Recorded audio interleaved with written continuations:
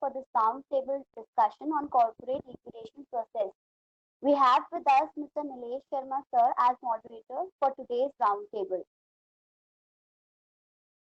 Sir is a chartered accountant, advocate, and insolvency professional practicing in the area of restructuring and insolvency for over 25 years as senior partner at a leading law firm at New Delhi, and now in his individual name and as a director of Insolvency Professional Private. He has been providing strategic advisory and consultancy to a large number of industrial groups under insolvency proceedings. I request Nilesh Sharma sir to give brief introduction on today's topic. Over to you, sir. Radhika, I am having a small PPT. Nilesh Sharma sir, please start the topic for today.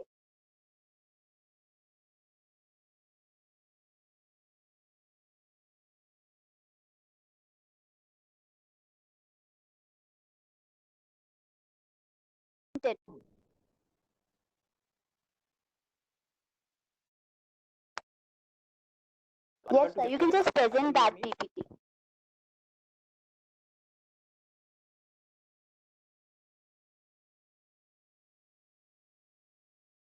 Sir, we are able to hear you. You can just share your PPT on the screen.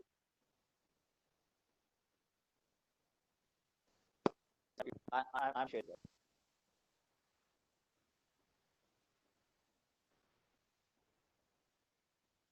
No, we are able to hear you, Nileshji. Please go ahead. Yes. We are able to hear you also. We are able to see you also. 1 minute, Anil. Yeah. So I'm with respect to this discussion paper.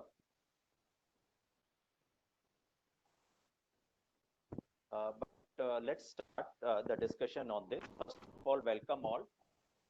This is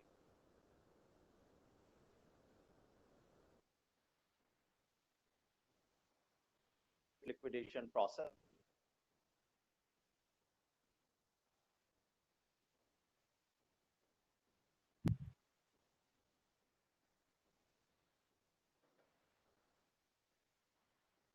Sir, your voice is not clear. Maybe some network issues there.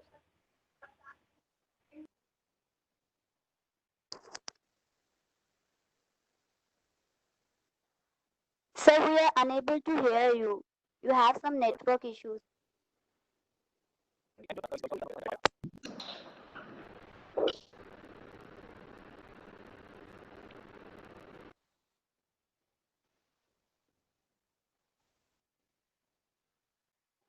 It's better now.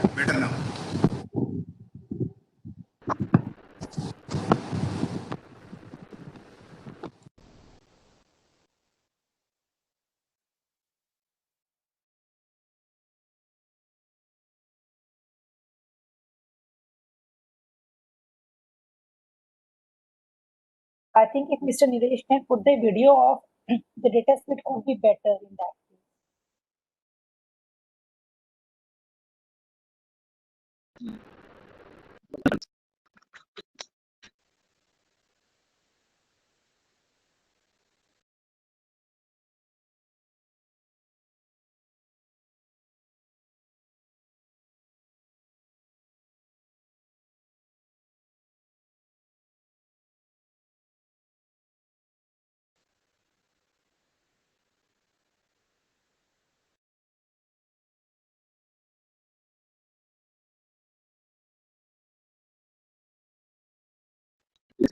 So this particular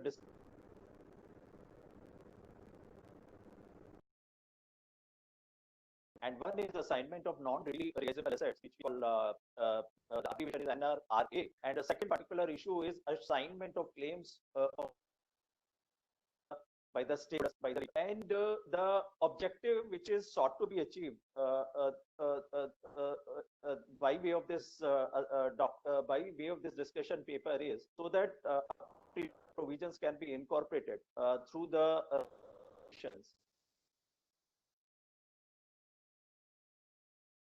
regulation respect to assignment of NRRA by the liquidator, and similarly assignment of claims by the creditors during the process of liquidation.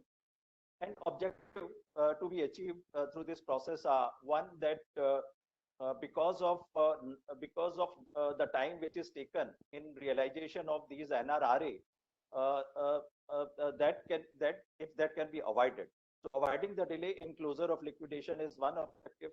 Then realization of maximum possible value for the stakeholders, that is another objective. And then to enable exit to the creditors who may like to assign their debts during liquidation. So these are the objectives of this proposed amendment or proposed amendment to the regulations, which is assignment of not readily realizable assets, NRR. During the liquidation process, there are certain assets which cannot be easily converted to cash, which cannot be quickly converted into cash, and realization of the same may take some time, and that may be because of peculiar nature of this one. वो भी upload कर दो.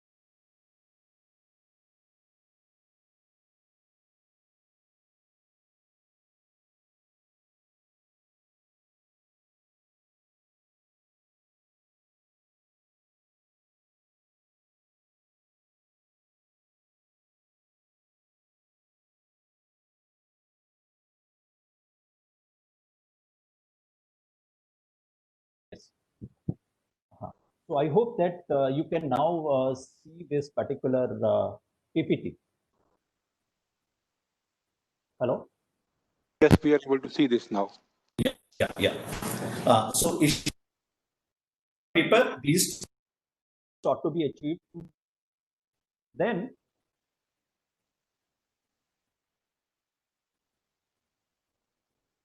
so we were talking about assignment of not readily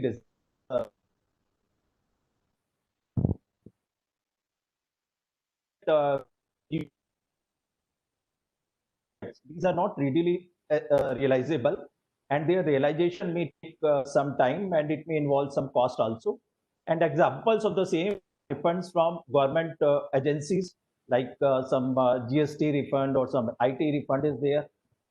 Then contingent receivables are there, which are dependent upon some contingency. And then we are having disputed receivables, subjudice receivables, and then assets underlying avoidance transactions, disputed assets,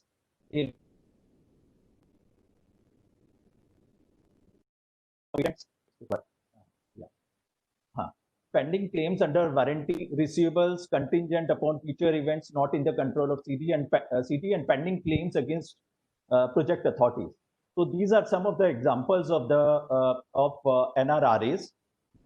Provisions under law. Regulation 38(1) of IBBI, it provides IBBI liquidation regulations. It provides that liquidator may, with the permission of adjudicating authority, distribute amongst the stakeholders an asset that cannot be readily or advantageously sold due to its peculiar nature or other special circumstances. So this particular regulation enables a liquidator to distribute this type of assets among the stakeholders.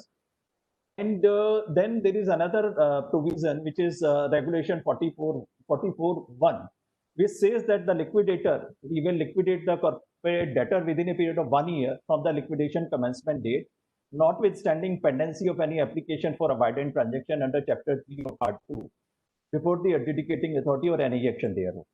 So the liquidator, he has to complete this process, the liquidation within a period of 1 year, even if the avoidance application is pending before Honorable Court, before Honorable NCLT. Presently, the status of liquidation at present, dissolution of the CD. So while there is a possibility to recover some value which is lying in NRRA, and at this stage, if suppose we then the interest of the stakeholders, they get adversely affected. At the same time, delaying the liquidation for recovery of certain assets which are not easily recoverable.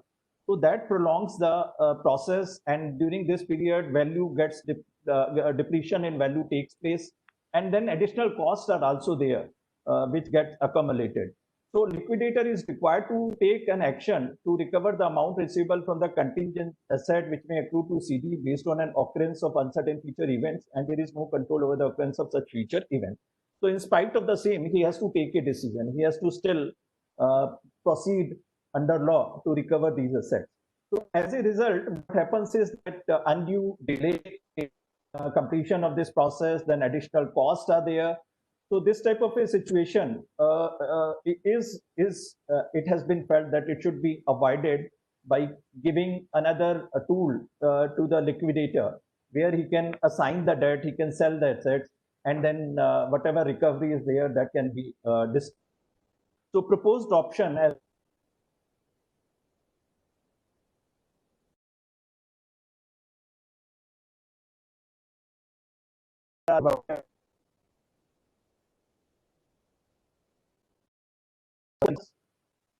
when the liquidation estate is insufficient to pay the debt, the liquidator can be provided with the right to assign certain statutory rights of action to the third parties, subject to certain safeguards.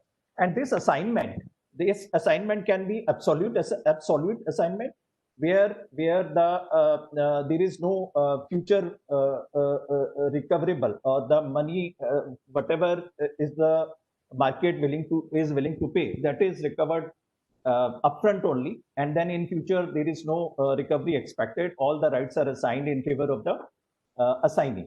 And second is assignment with recompense facility.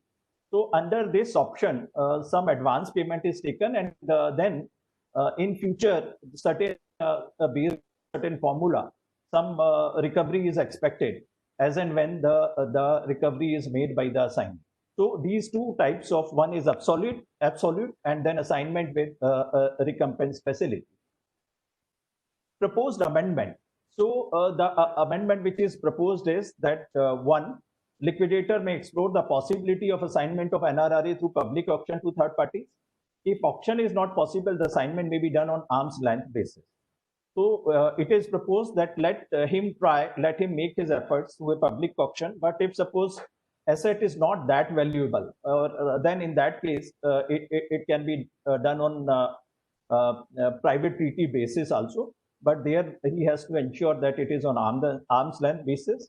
Then assignment of such asset by liquidator may be absolute or with a recompense facility. Assignment of such asset shall be subject to Section 29 of the Code. That means those individuals who are not eligible to participate in resolution process, so they should not be assigned these assets. Then liquidator shall be required to consult the SCC, stakeholders consultation committee, and if the advice of SCC is not adhered to, he shall record the reasons in writing for such contrary view and mention in subsequent progress report, final report submitted to the A. So these are the proposed amendment with respect to NRRA. And then we come to the other issue, which is assignment of claims and interest during liquidation process. So Regulation 20 of existing provision under CIRP.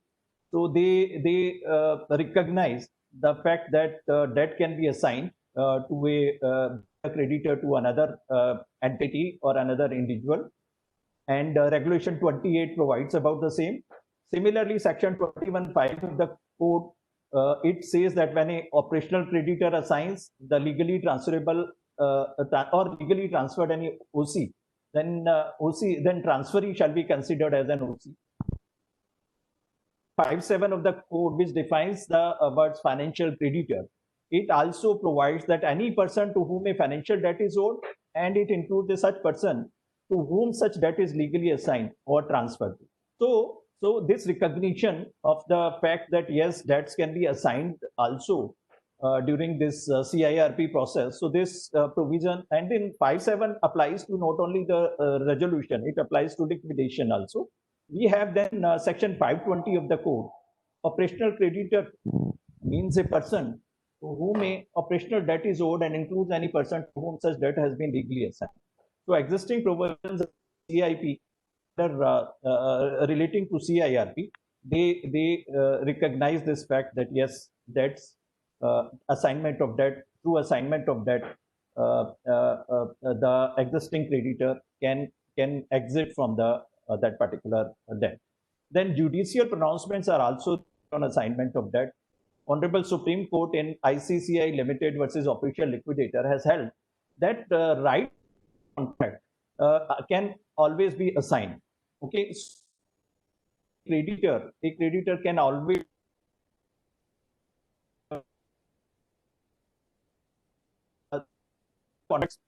contract is personal in its nature, or unless the rights are incapable of the law or under an agreement between. So a benefit under the contract can always be assigned. So this is the ratio of Honorable Supreme Court judgment in the case of APL Star Limited. Then Honorable NCLAT also in two matters, Fortune Pharma, and then another is Synergy Durace Automotive Limited, and a number of other matters also. They have upheld the validity of assignment of debt by creditors of the city in favor of another party.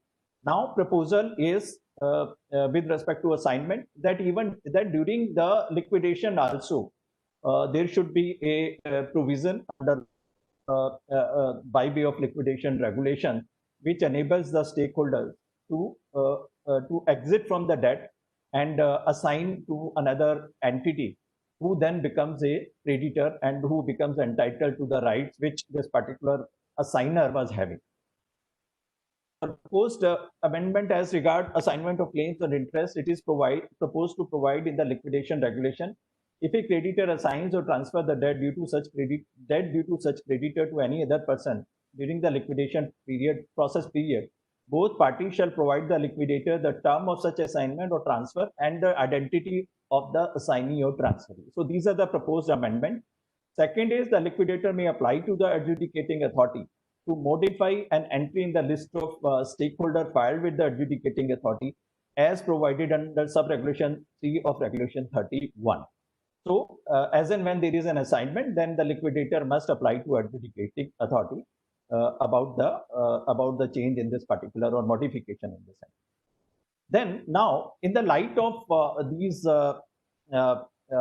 slides which have been shown, now these are the discussion points with respect to these two issues. One is, I think we can start one by one, and we will be requesting the participant to offer their views. So first of all, the question is, should it be possible for the liquidator to sell or assign NRRA to any third party as an alternative to liquidator pursuing such claim himself? So I think, Anilji, we can start with you as to what are your suggestions, whether it should be possible, whether it will serve any purpose. Yeah, Mr. Anil. Thank you, Nileshji. Thank you very much. So one, that the difficulty that we as a liquidator has been finding, there are contingent assets, there are disputed assets, there are disputed claims, there are pending dues which are otherwise recoverable. So the option available with the liquidator is somehow NCLT was not admitting any of the applications whenever we are going that this particular money is recoverable from ABC and company, and the this money should be the NCLT was not considering these recovery proceedings through NCLT, and the NCLT was saying that you go to a normal commercial court or any other options available with you, maybe arbitration or maybe as per the contract with the other party. So that becomes a very, very time consuming process, and it is not really possible to complete or conclude a liquidation assignment within 12 months as stipulated.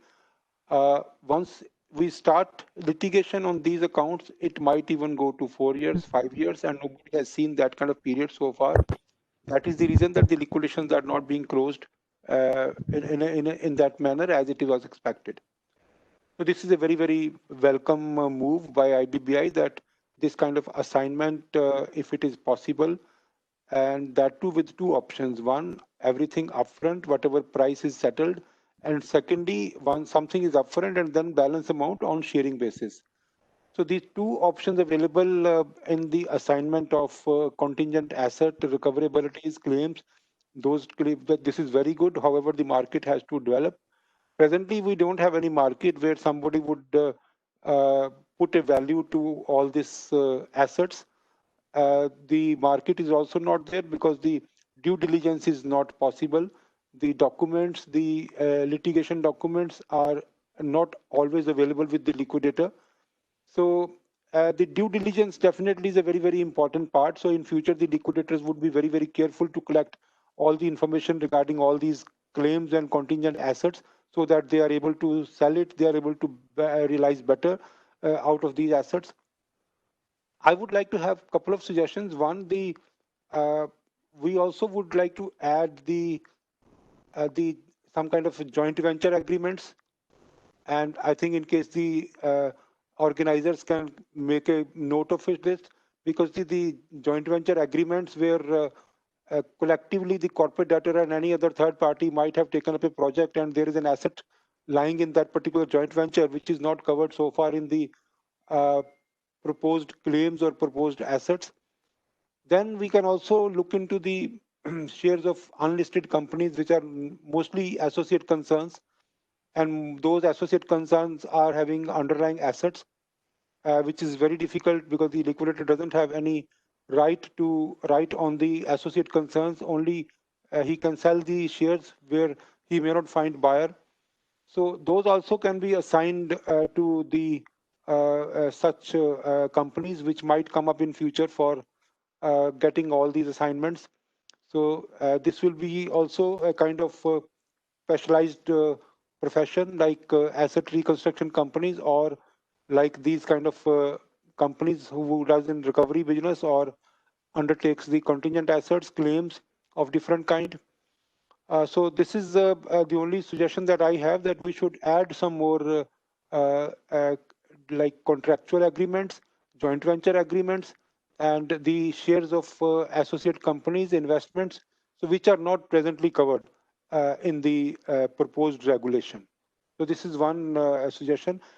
As far as this assignment of claims are concerned, that was being done earlier also, and that is also welcome because anyone can assign their claim, and the assignee will deal with the liquidator and the assigner will be free. That's okay. That's very welcome. Thank you, Dilesh. Okay. Thanks. Sanjeev Ahuja.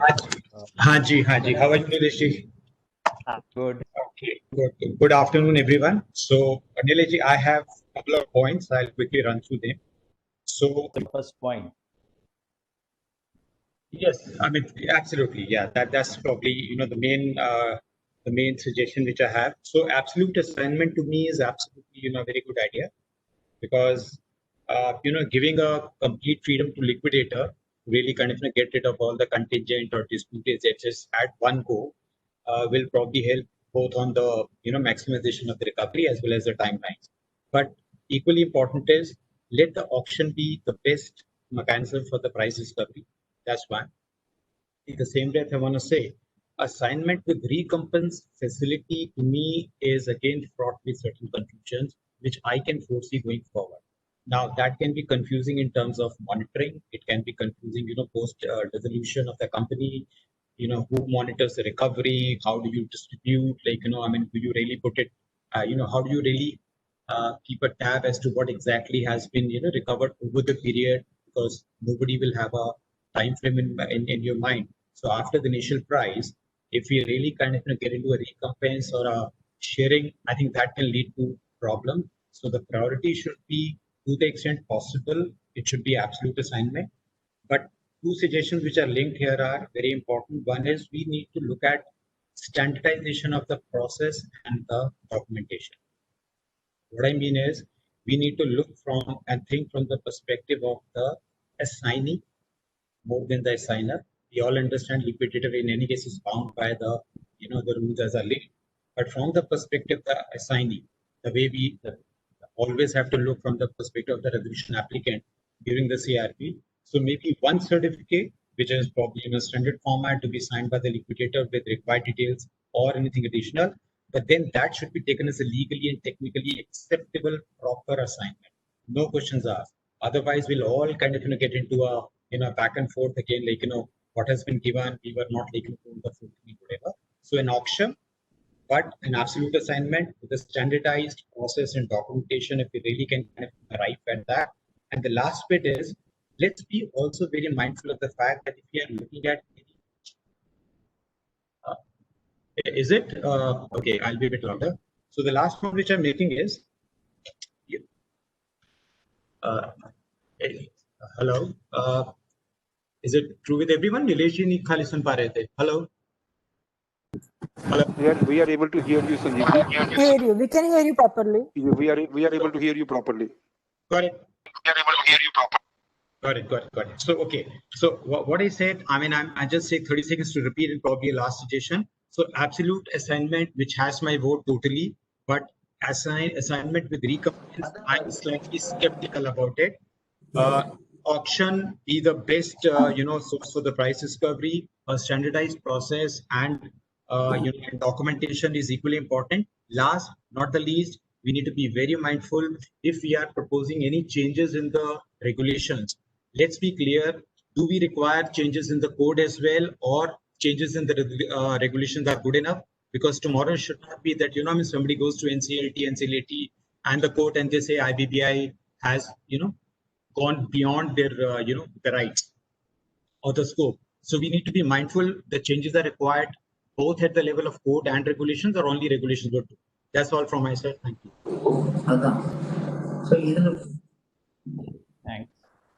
Thanks, Sanjeev. Mr. Rajendran, you want to make some? Yeah, I have a few points. I'm Rajendran from Chennai. Regarding this provision for assignment of not readily realizable assets, I have a practical problem. The very fact that I couldn't sell the asset in the market either by way of auction or by way of private sale, that itself indicates a very depressed scenario in the market for the assets which are held by the liquidator. For example, I'm holding a company where certain financial assets, equity shares held in another company is the asset the company under liquidation is holding. We are not able to find a buyer, and probably the extent of shareholding is also not very substantial. Now, under this NRRA scheme, I should find a person who is interested to take over this asset on assignment basis. When I try that, already I tried by way of an auction, by way of a private sale, it couldn't succeed. Now, NRRA, unless the assignee is having some advantage or benefit, whether this, the proposal to assign, whether it would materialize, is a question mark, from my point of view. Another thing is, when I'm making a sale, I'm able to get the money upfront. But when I do the assignment, is it possible that the ARCLs could come into the picture and we may get initial payment? There is a security receipt concept for ARCL, 1585 kind of thing. Whether that is going to happen, would it help the liquidator estate is also a question mark. So I just thought that I should raise this query, raise this problem, whether the discussion paper or the suggestions mooted by the IBBI would address this issue. It is not specifically mentioned in the discussion papers that ARCLs would be the vehicles. ARCLs will come forward and take over these assets. I would be grateful if someone in our learned forum could throw some light. Mr. Anil Goyal is there, all other learned professionals. Thank you. Yeah, actually, NRRAs, because they are normally when they are unsecured,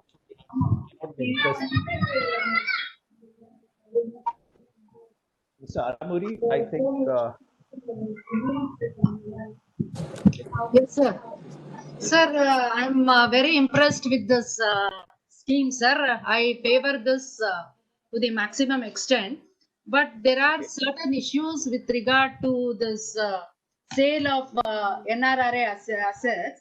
The thing is that how about the valuation? See, in my case, there is an arbitration case which is pending from the past 20 years. And CD is saying that we are expecting 5 crores out of it. And even the advocate who was engaged for this purpose also says 5 crores. But I'm not sure if really we will be able to get it.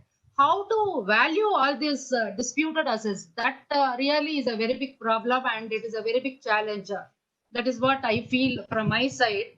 Once the value is fixed, maybe we will be able to find a suitable buyer. But if the value itself is not fixed properly, we may not be able to get the proper buyer for that asset. That is the only question mark from my side. Okay.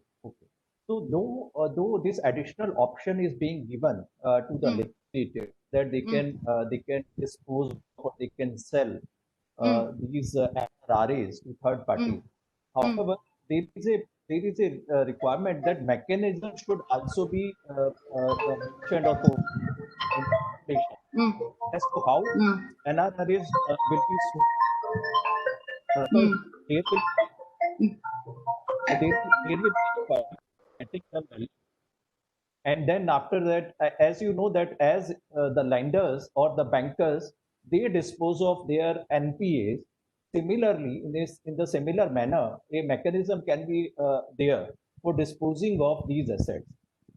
And especially where a huge amount of debts are there or other assets are there, there will be a need to get these assets evaluated. And then through an auction process, by bids, and then I think in that manner only, these assets should be allowed to sell. So there should be some mechanism or some rules which should be provided for through which the liquidity, and there will be a better clarity. And otherwise, I think it will be difficult. But still, let's hear the views of others. Mr. Sanjay Agrawal. Yeah, Mr. Sanjay Agrawal. Mr. Agrawal? Yes, sir. Good evening. Good evening. Yeah, your views about with respect to these two particular issues.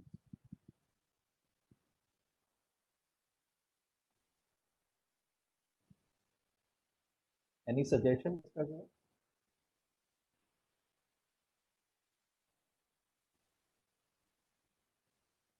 Hello. Good evening, Hello. sir. I would like to make a few points here. Yeah, Mikaji.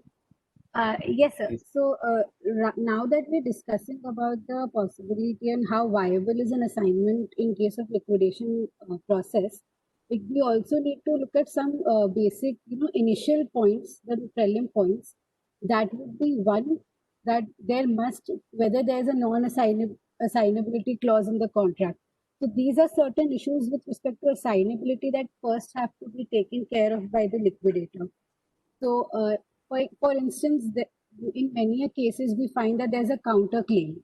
So, what if the expected liability out of the counterclaim is way higher than the expected realization out of the disputed asset or under arbitration. So in those cases, can the liquidator assign that receivable, assign that property, which also has a counterclaim attached to it? Then comes the question of severability in those cases. So, according to me, in cases where the liability, where the rights arise out of a liability which is connected, in those cases, severability would not be possible for the liquidator. So, the liquidator cannot just assign the rights free from the obligation in those cases. But where in some cases there might be a right which is not subject to any performance from my end, in those cases, the liquidator could consider assignability of those receivables. Second, sir, when we see the definition given in the discussion paper, we see that it includes refunds from government bodies or agencies. So as we all will agree to that, the very motive of this discussion paper was to ensure some practical ease during liquidation processes. So that is a holistic objective here, that is to provide a sort of ease in carrying out the liquidation process and making the realization simpler. But if under this aspect we also include government refunds that would be given by the agencies, practically it seems very difficult that this would be recoverable even after assignment, because we all will agree that it is not. Let's say I have to get a refund from the income tax department. So unless there's an explicit order, it would not be very practically easy or efficient to obtain that and actually get the liquid funds from such assets like the fund from government. So we could consider removing this particular clause that refunds from the government agencies have to be included in the scope of the NRREs. So that was my contribution to this point, whether assignability is viable, how viable will assignability be in that case? Thank you. No, actually, as you know that the NRRAs are those assets where difficulty in realization is there, and then when we offer them for sale, so those prospective buyers, they will be doing the due diligence, and then they will decide whether they want to bid for the sale. Okay, so they will be examining all these things, and then only if they feel that yes, if there is a scope for them to make some money, then only they will be offering some consideration for purchasing this. Otherwise, no. Okay, thank you. And then I think we can. Can I speak? Yeah. Can I speak? Yeah, I'm Pooja Bari this side. Good evening, everyone. Firstly, I really appreciate this move from IBBI for assignment of these NRRAs. But let's come to some practical problems, genuine practical problems, where, like, for example, where you say NRRAs are there, which also include assets which are under avoidance transactions, or where investigations are going on, or where are sub judice claims and receivables. So now in one order of mine, which happened yesterday itself, so it's a very pertinent order. So I would like to discuss with you the findings of that particular order, in which an investigation as a liquidator file an for avoidance transactions. Investigation was ordered, then they went to NCLAT, further investigation was ordered. The investigation did not start for a year. So if I want to sell that particular asset as an NRRA, and I had actually filed an application for dissolution because all the assets had actually been sold and been distributed. So now the court has actually ordered that till all the investigations are over, the liquidator cannot dissolve the corporate debtor. They have given a 15-page order where they have seen various other orders. They have seen the IBC code. They have even seen this regulation 44, which says that the liquidation needs to be completed within a period of 1 year, notwithstanding an application for avoidance. And the court has actually ordered that there is nothing stipulated in the regulation which binds this NCLT to order dissolution of the corporate debtor. So what I want to say that as a regulation also, if any amendments are made, the amendment should be made in the code, because the amendments, if there is any amendment in the regulation only, so it is a possibility that it may or may not actually happen practically.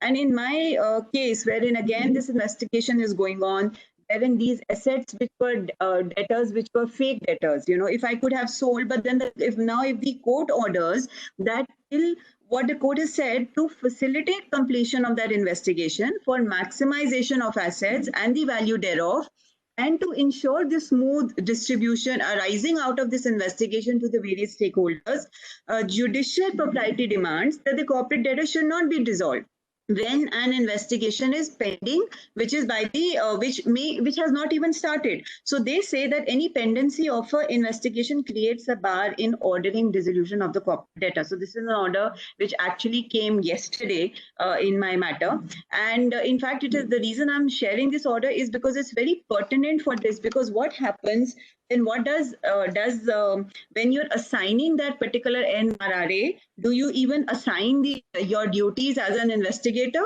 Then who is going to continue that investigation? Because the court says that till investigations are over, till money is recovered from those investigations, and till that money is distributed to the stakeholders, you cannot dissolve. So I am at a stage where after 2 years, almost 2 years, I have completely distributed all the assets, the proceeds. I have no money because I had filed for dissolution, and now I've been ordered by the government to carry on the investigation for the next maybe 5 or 6 or 7 years till any amount comes in, and then only I will be able to file for dissolution again. So my sincere request is to IBBI to please make some amendment in the code itself so that there is some clarity. When you say that you're assigning this NRRA, will you be able to also assign the responsibility which you have if there is any pending investigation? Because this is a part of it. If there is any investigation which is going on against the corporate debtor, you as a liquidator are supposed to assist, whether it is to the CBI, to the MCA, to SFIO. So by actually assigning this, can you say that I have assigned my duty as to assist in that investigation also? Because I read somewhere it is mentioned that you will hand over all the papers to the person to whom you've assigned that NRRA to. So does that mean by code you are absolved of your responsibility to continue with the investigation? Because this is not so in the order which came yesterday itself. So it's not a very old order, and it's one of the, I think, first orders where they say that dissolution is not possible till an investigation is continuing. So all these things also need to be the duty of a liquidator, duty to help in that investigation further is something also which will need to see that if you say you've assigned it, then what about your duty? Tomorrow you can be asked by the court, you were a liquidator, or by the NCLT itself. So as this is something also, some angle, something which needs to be put into the code in whatever amendments are being made, so that there is some clarity that where does the liquidator's duty end, or like me, I'm actually going to be continuing for the next 5 to 6 years in those investigations, and then again I will file for dissolution. So if I take a case for 2 years, so it's not for 2 years, it's actually for 7 years. So and of course without any fees anywhere. So this also needs to be seen, and this is a very practical problem, very practical order which happened yesterday, and very pertinent when you're talking about assigning any recoverables from avoidance transactions. So, this is something, if any amendment can be made in the code to, answer all these queries. I don't have any answer. This is another additional, side to this problem which we are discussing, and which is exactly very pertinent, because we are saying we are assigning the recoverables from avoidance transactions. Now, avoidance transactions ends into investigation, court orders, till the investigation is concluded, we cannot dissolve, and the liquidator will have to assist. And that the liquidator will have to assist in, because they are also right in their, because in a way I do not fault the court, because in a way what the court actually also says that if there is any investigation, there could be a possibility of infusion of more assets, and the liquidator will be required to distribute those assets at that point of time to those stakeholders. So they said we will not order dissolution. So you continue till it happens. So both ways are right, because if they had ordered for actually dissolution, though as a liquidator you're supposed to file for dissolution once you've actually liquidated all the assets. So then they also ask the question, then who will actually carry on? Who will on that investigation. Who will, in this particular case, what they said, that if any recovery is effected, then the same needs to be vested in the corporate debtor. And if the corporate debtor is dissolved, then this dissolved status will create an impediment in vesting such assets and the benefits to the corporate debtor. But that corporate debtor means a liquidation estate, which in turn means you need a liquidator to distribute. So is it an unending process? Is it an unending process? So this is something which is very pertinent when we are saying that we are assigning the recoverables from avoidance. So Pooja, that's it. Yes. Pooja, that's very.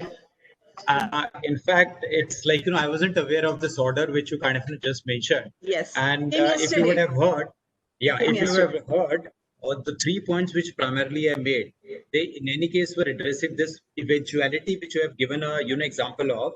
Yes. My first was on the absolute assignment, so that you don't create anything which there are loose threads and there'll be no one to kind of take care of them eventually. So whatever you can, through auction process or whatever it is, and let the potential investor actually, through a due diligence, whatever is possible, give you a price, and probably that's the best. But the moment somebody gets into a combination of something now and something later, it's going to go in a spiral. Second point was, unless until we really standardize the documentation and the process. So one simple certificate, giving the required information by the liquidator, if that is not legally and technically acceptable, then it's again going to go back and forth at NCLT. Yes. And the third point was equally very relevant. You again in the repeated stating, just a tweak in the regulation may not do the trick, because again, in fact, in the order they have particularly written that yes, the regulation says that we are supposed to complete it, but then there is nothing stipulated in the regulation on which binds this adjudicating authority to order dissolution. So that means they say that yes.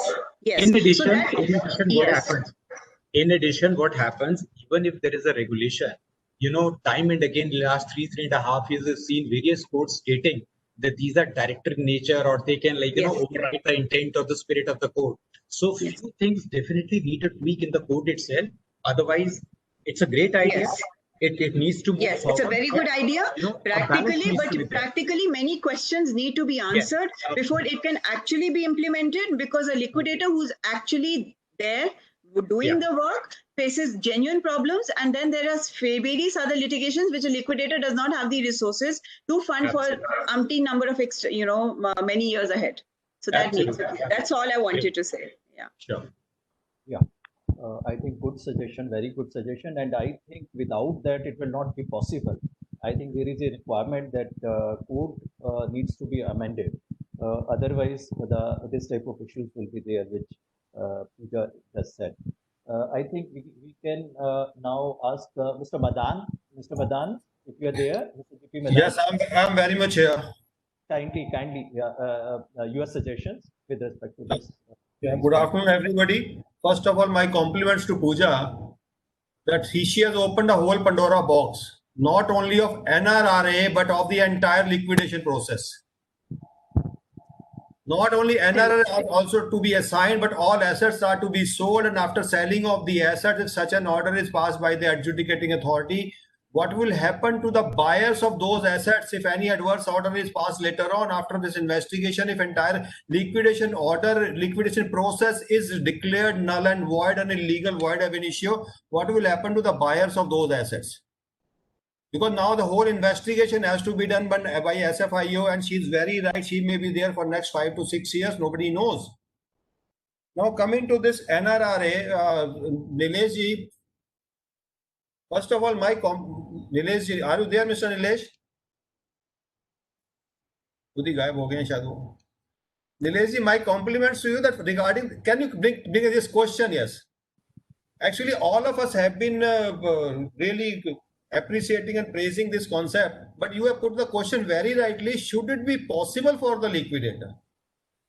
Actually, that is what the question is. Scheme is laudable, no doubt about that, but will it be possible?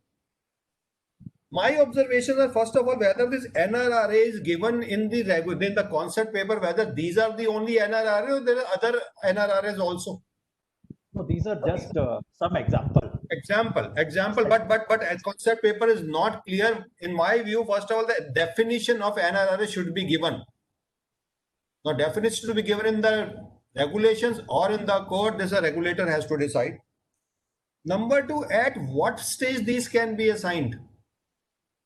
When the entire process is already over, after how many attempts to sell the assets, at what stage these should be assigned, so that tomorrow there is no question or no stricture on the insolvency professional.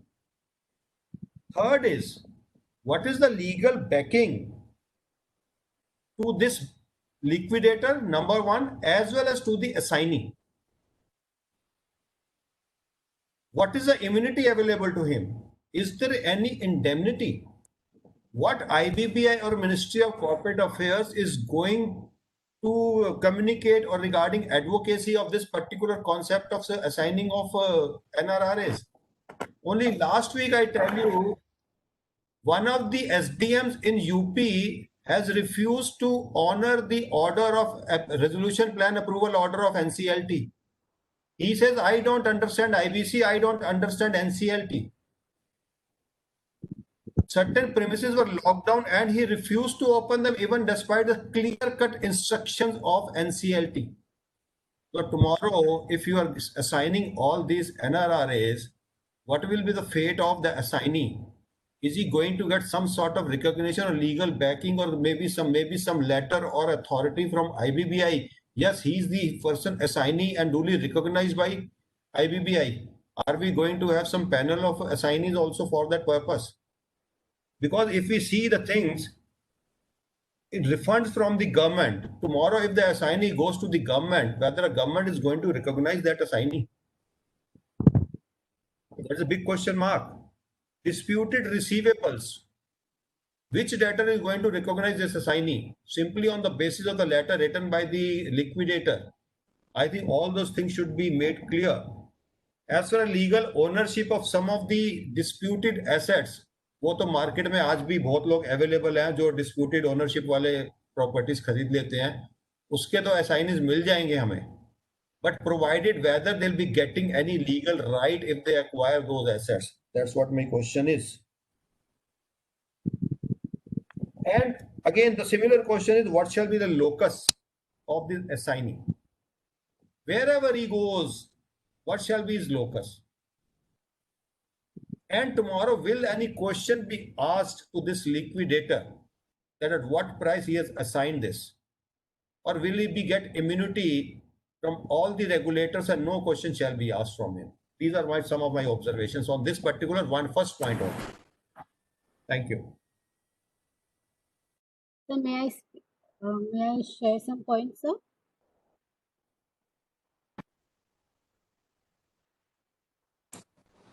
Hello. Hello. Yes, sir. May I share some points?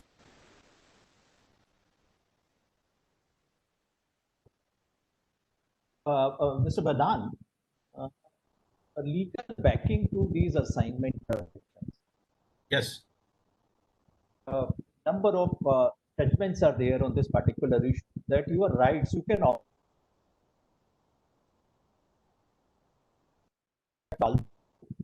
your rights can be options for assigning the obligation.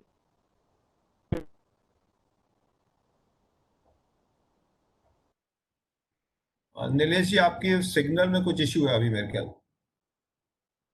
We are not able to hear you.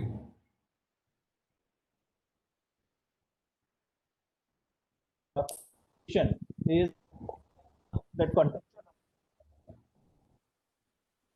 Is it? Sorry, we can't hear you. Hello. Yes, please. Is it better now? Yes, now it's better. Yeah. Go on again. At least I can't hear you. I don't know about others.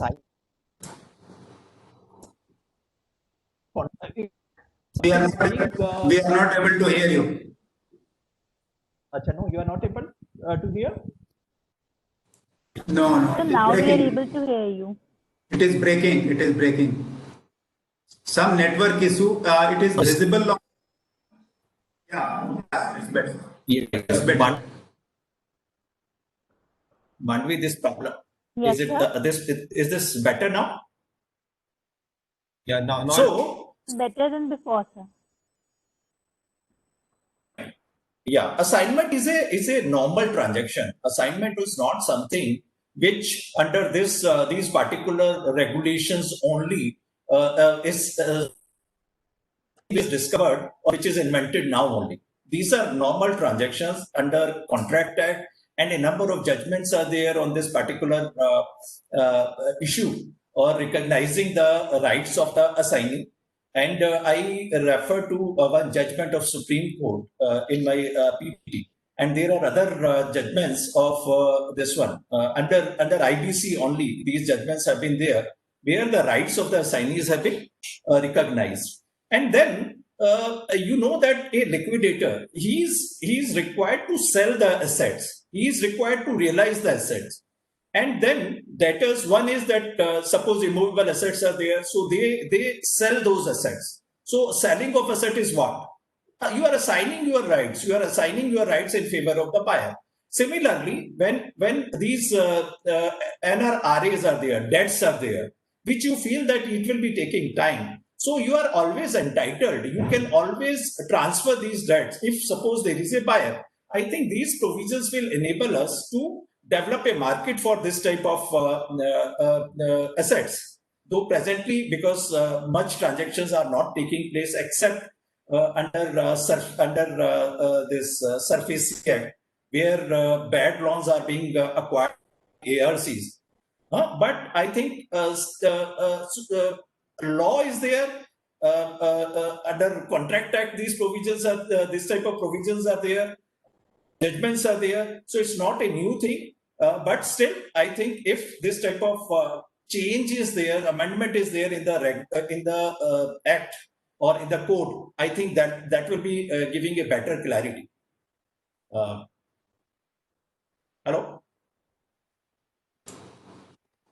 Yeah. Yes, Nilesh. I have one suggestion here, if everyone can hear me. Manisha Rawat this side. I only have one suggestion. In case of assignments of NRRA, is there any requirement, or should we keep something that some specific kind of record should be maintained by the liquidator for such assignments that will happen for such kind of assets? So we can have some suggestions on the records to be maintained for this transactions, for this assignment also. It will help liquidator also in future to substantiate somewhere how this happened, or what were the procedural compliances done by him, what were the steps taken by him. So some record maintenance should also be linked to the assignment. Yeah, definitely. I think there has to be a process for identifying this type of transaction and then for disposing of this type of assets. As in the case of these loans, there is a predefined process under Surface Act. I think similarly, with respect to NRRA is also, there has to be some predefined process, and which process can require the liquidator to get these assets evaluated, and then after that invitation of this one bids from the prospective bidders and all, they will have to be given access to all the documents from where they can determine as to what is the litigation and what are the chances of recovery and how much recovery can be. So once we have the assignment provision, let's have some procedural compliances also be attached to it simultaneously. Hello. Right. Yes, sir. I think any I would suggestion? like to add to. Yeah. Nilesh, can I come?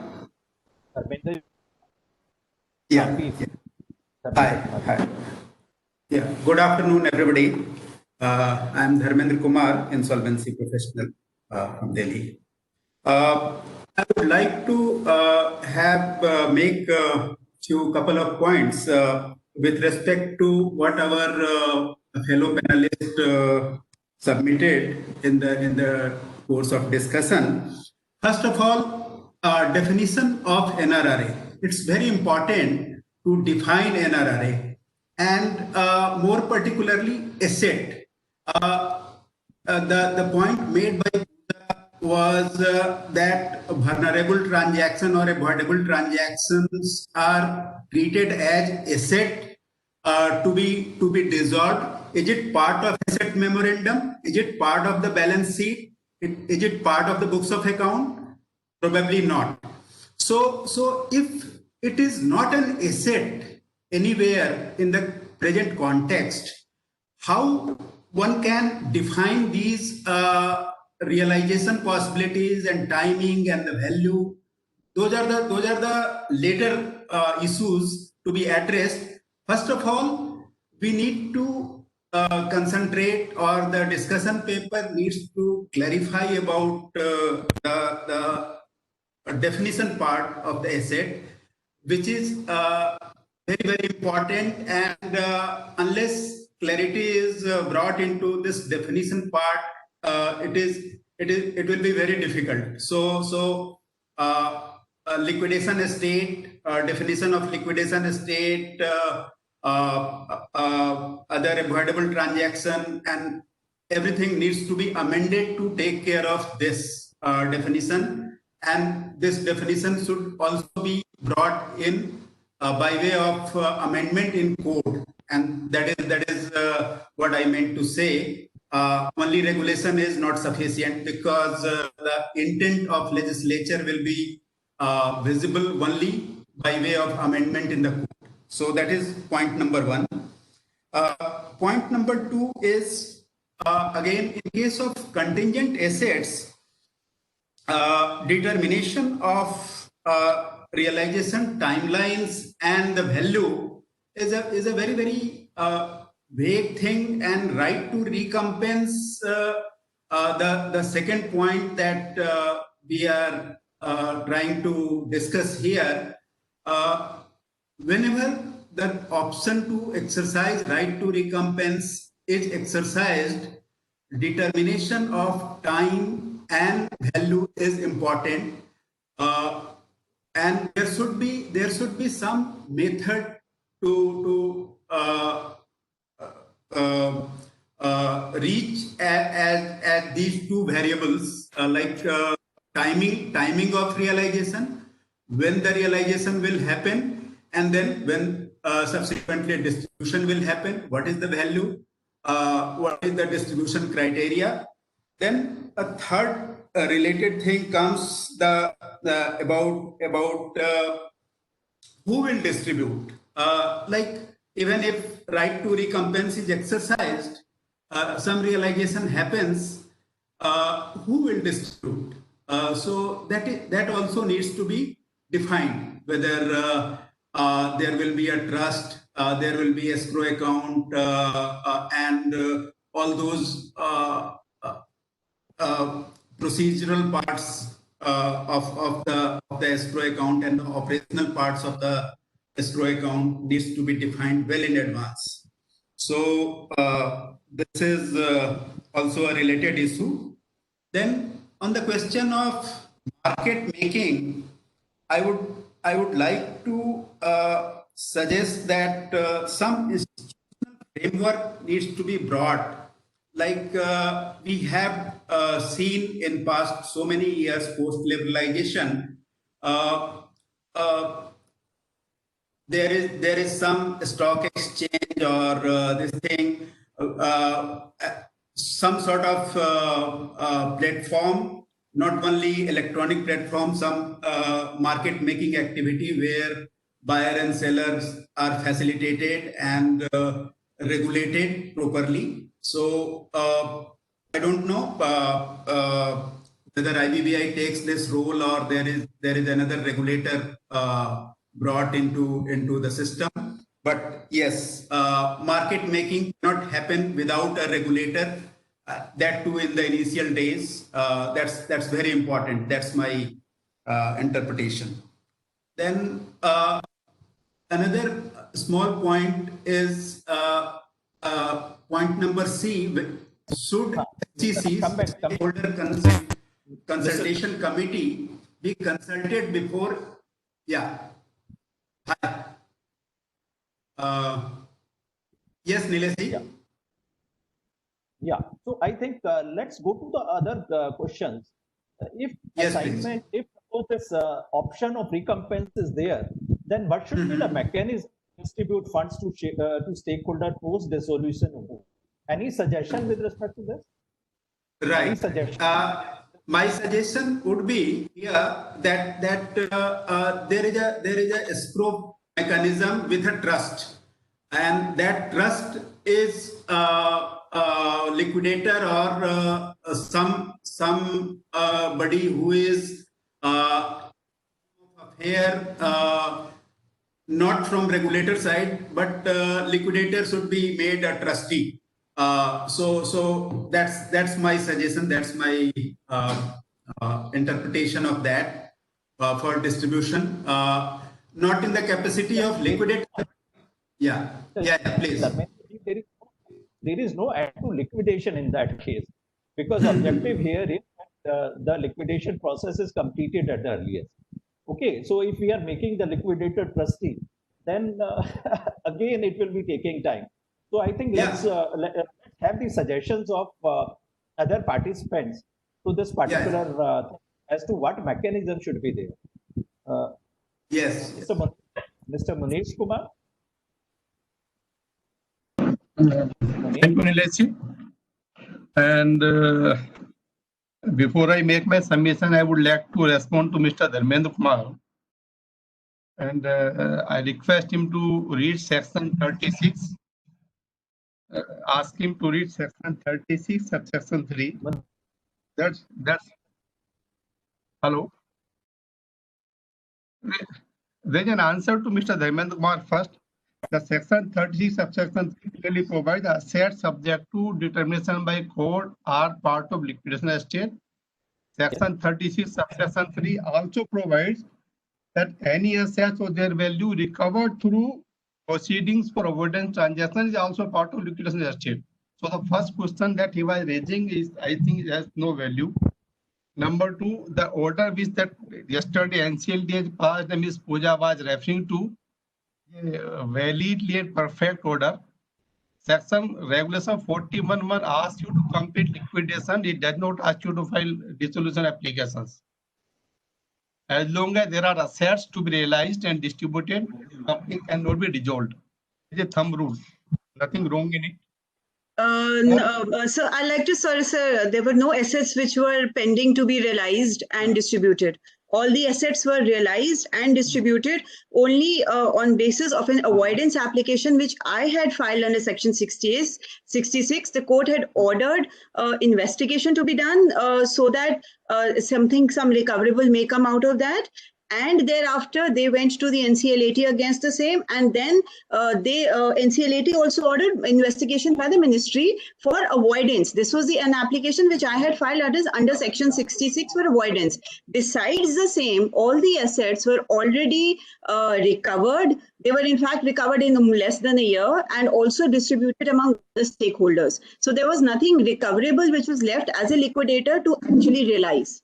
So when you file an application under section 66, that application for recovery of assets or value of assets, it means there's an asset which is still not determined. Value no. What the application? Are you saying that they are not hoping any recovery under 66 application?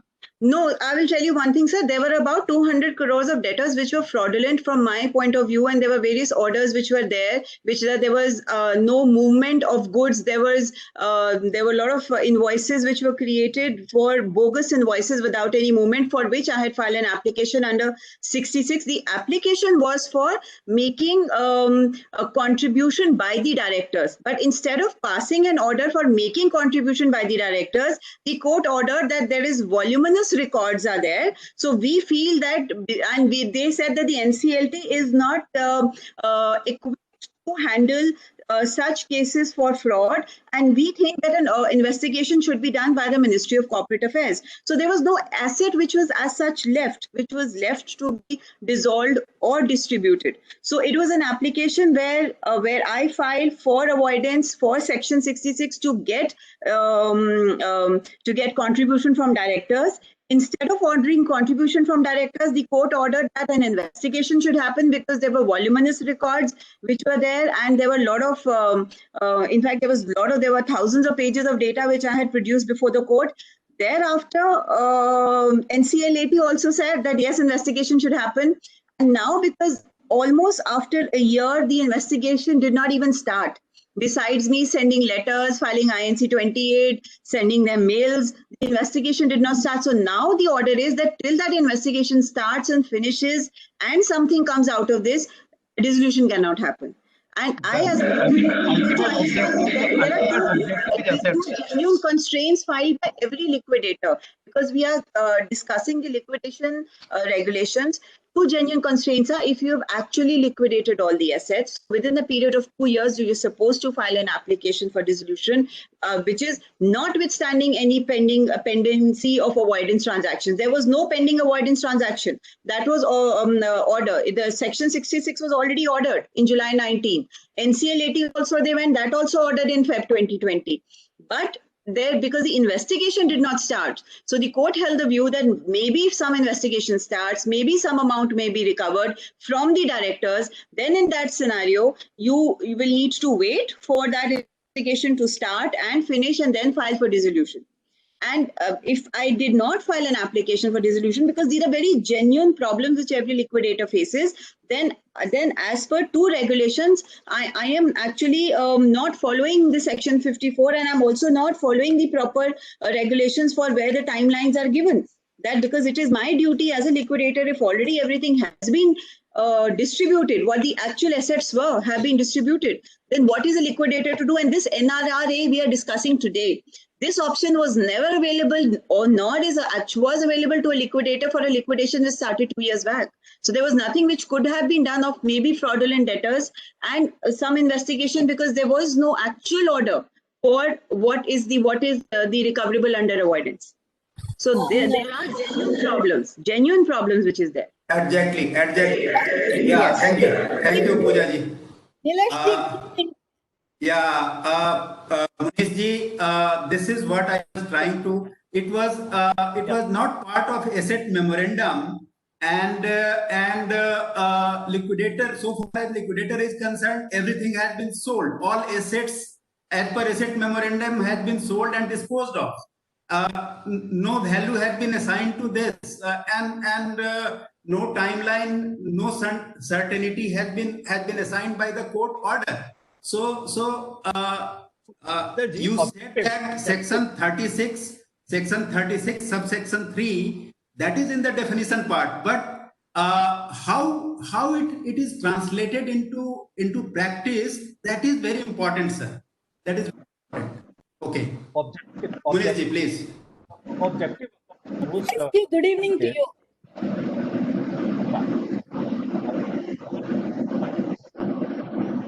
Hello, Nilesh, can I come in? Yeah, please. Good evening, sir. This is Bhuvaneshwari from Bangalore.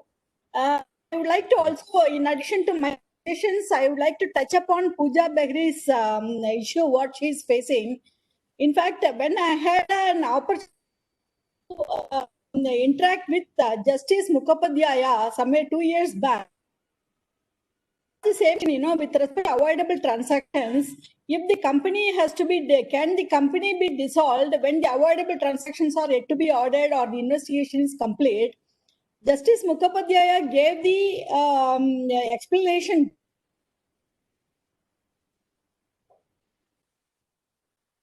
Protests. Whereas, if the work the company can be liquidated in spite of the avoidable transactions, order on the avoidable transactions pending or the investigation is pending. And from this, and I got convinced with that.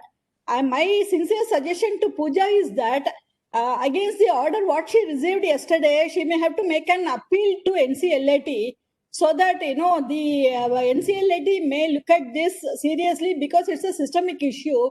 Yes. So that she can come out of it and it will become a precedence. Yes. That's my suggestion. Yes. Yeah. Because see, in all the liquidation cases, there will be some ifs and buts. Maybe the NRRAs may be there, or avoidable transactions may be there.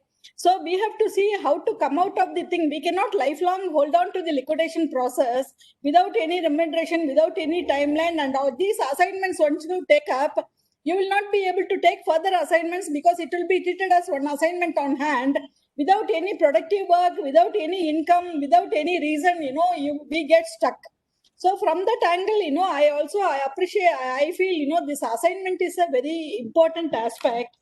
And, in case of assignment, see, the liquidator has to focus on the physical assets, what can be immediately liquidated. What cannot be liquidated, maybe the contingent assets or the avoidable transactions, money receivable, recoverable from the avoidance transactions, or certain receivables, where we are not able to follow up or it's not giving results. There are experts in the market who can work on those things. To that extent, maybe IBBI, that's why they are looking at this roundtable discussion. We may have to see how to assign it to the experts in the market. With respect to assignment, I also feel that, see, whatever is the process we need to adopt during liquidation, we may have to adopt during the assignment also.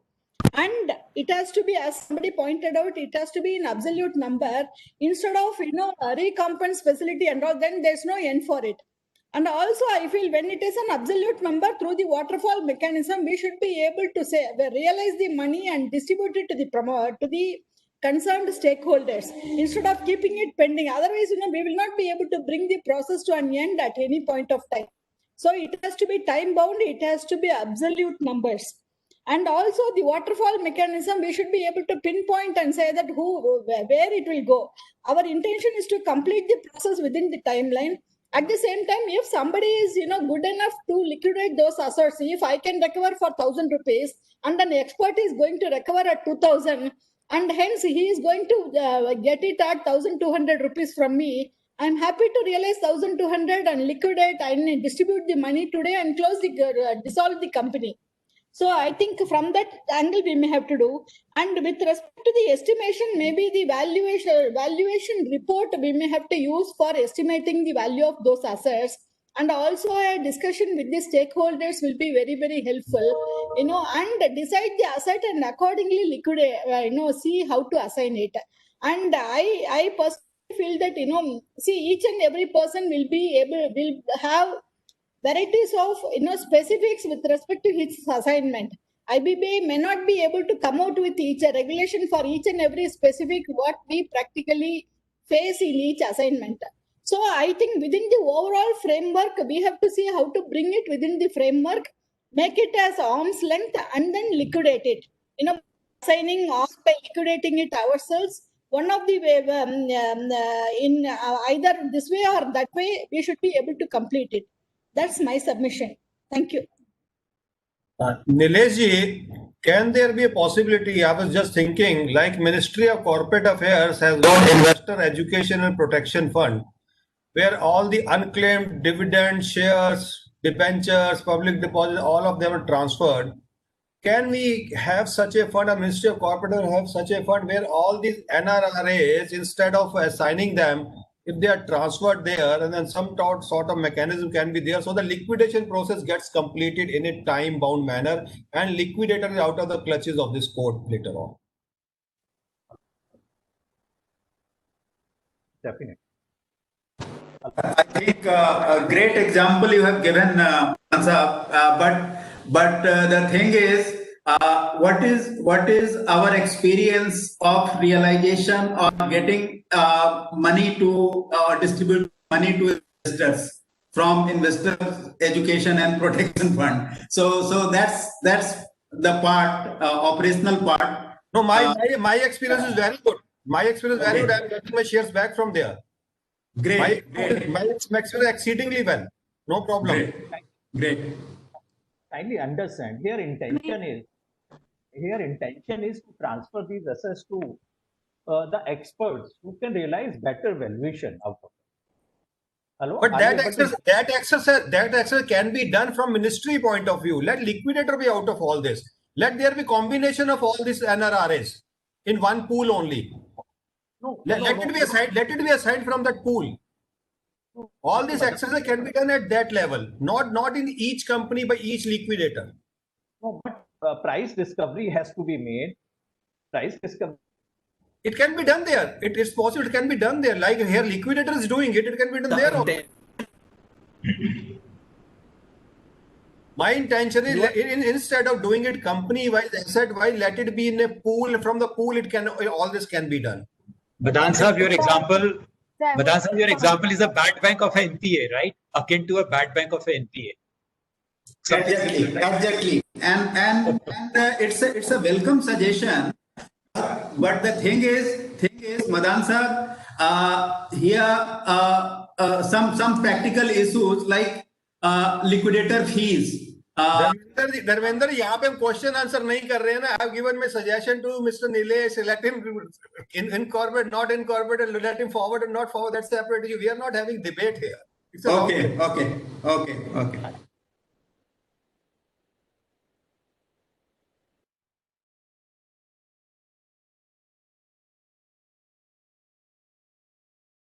Process, I think he will be having,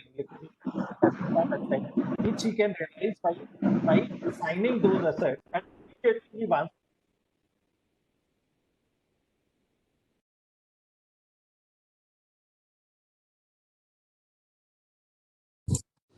You are not audible, Nilesh ji. You are not audible. I think we should switch off his video.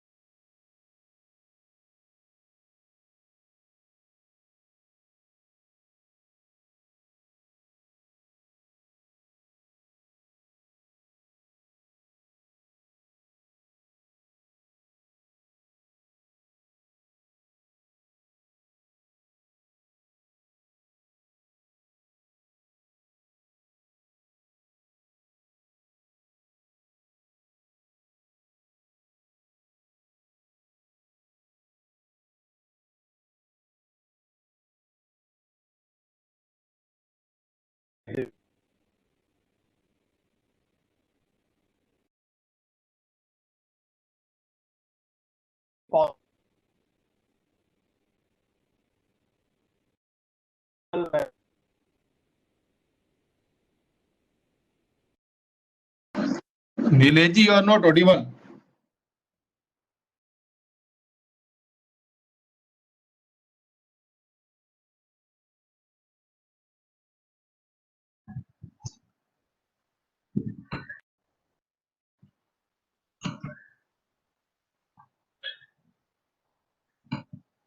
Nilesh sir, you are not audible.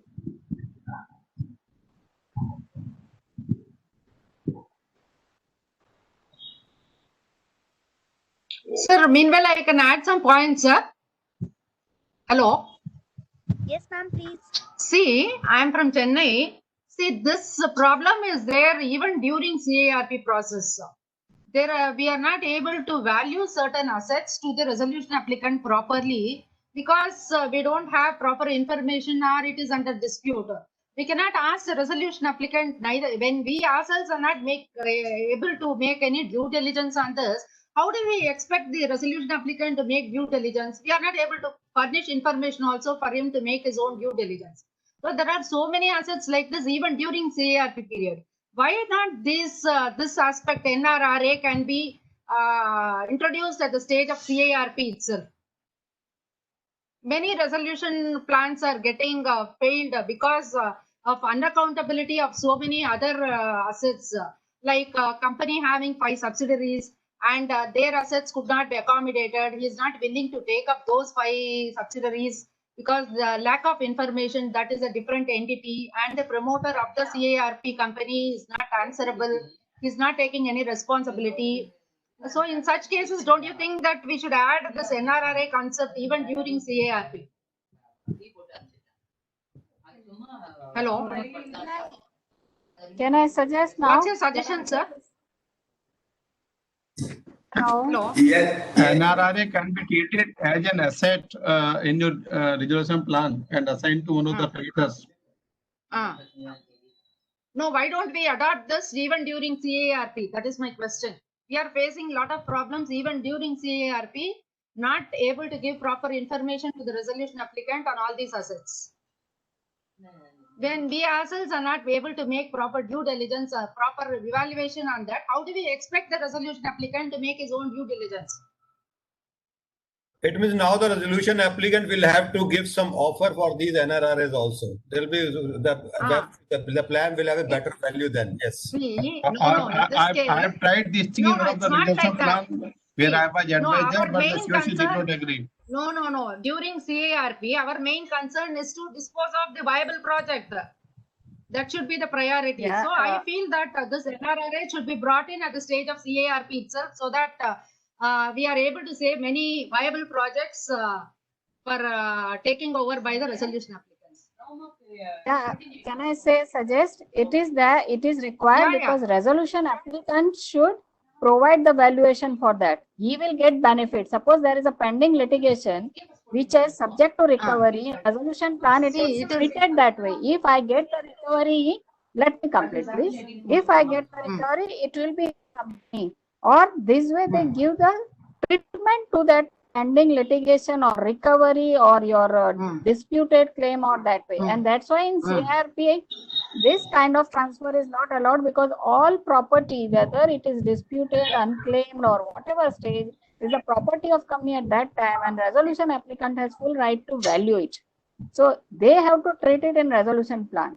Since there is no resolution plan and in liquidation no chance, so it should come in liquidation.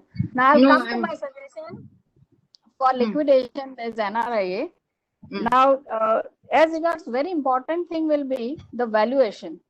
As regards this assets valuation is because I myself has gone through this, and there are recovery from Dubai and Singapore and all arbitration award is pending. The valuation, according to me, I got 0, and it's required a clear-cut direction to the valuer, registered valuer, how it should be valued. Because if we consider that valuation, then there will be little difficulty. Also, as we already discussed earlier, speaker, price discovery of this asset is required, which can be earlier also the speaker has mentioned on the platform e-auction, and IBBI is also started the process of empanelment of e-auction, so it will be quite authenticated. Also, as regards, it can be treated like bank is selling NPA to ARC. The same process, and like ARC entering the shoes of bank in that way, same process can be worked it out. As regards one important, but here very important is required is that specific direction to the promoter, director or personnel of the corporate debtor to the assignee, because there will be certain situation they need that is required. There is also point of third party legal funding. I think we have not talked that. It is very crucial in this litigation. Honestly, I am also trying the same thing, and that one clarity is also required whether in liquidation third party legal funding require prior approval of adjudicating authority. And if that is available, then it is a very good avenue for liquidator to attend these assets and the problem of litigation. Thank you. These are the matters.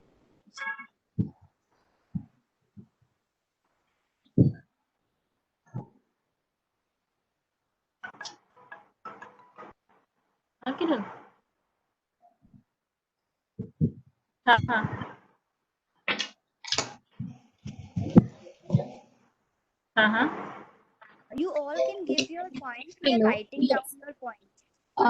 Yes, ma'am. I would like to give some quick feedbacks. Like we have raised the issue of definition of NRRA. So I would suggest rather than having straitjacket definitions as to what NRRA is. Hello.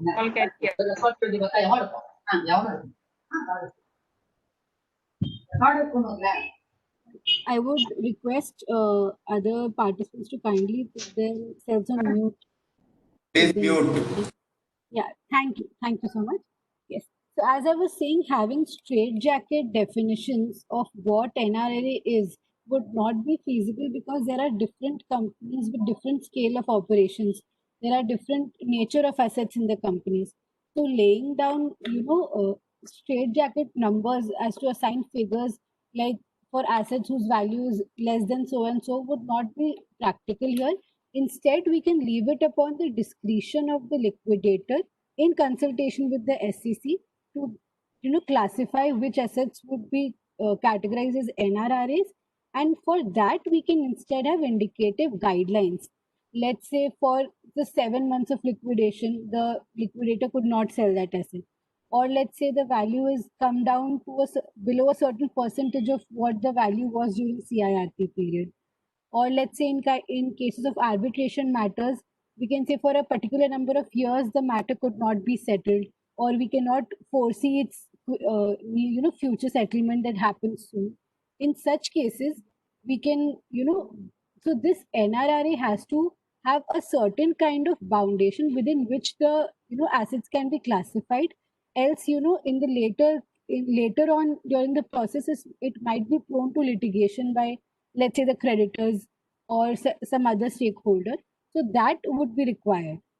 Now, we had speakers who mentioned that there should be an amendment in the code because of the definition. So I would just like to mention that in the definition of liquidation estate, the code uses the words property. Now, property in itself has a very wide definition, and if we see the code, it includes contingent interest and receivables. So these assets which we are considering here are exactly those. So per se, the definition clause of the code would not have to be amended as per my understanding. So that was my point. Thank you.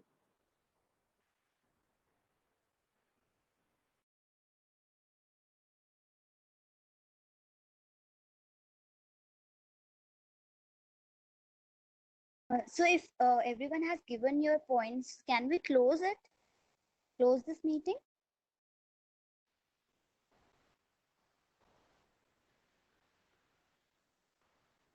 Yes, Radhika, you can close. I think you can close the meeting, I think. All right, sir. So I just want to thank you. Thanks, Nilesh sir, for moderating the session so well, and to everyone on the panel for sharing your valuable inputs. The same has been noted by our team and will be shared by IBPI.